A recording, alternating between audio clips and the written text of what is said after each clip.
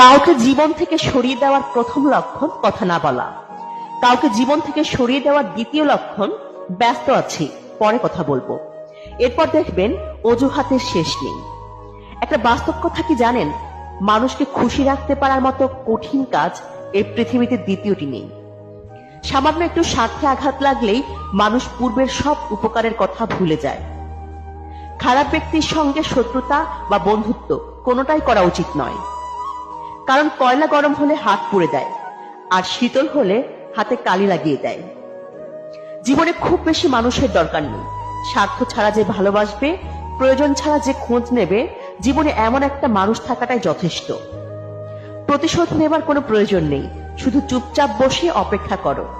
যারা তোমাকে আঘাত করেছে তারা নিজেরাই শাস্তি পাবে, আর তুমি যদি ভাগ্যবান হও তাহলে তুমি তা নিজের চোখে দেখতে পারবে। নত হলে যদি সম্পর্ক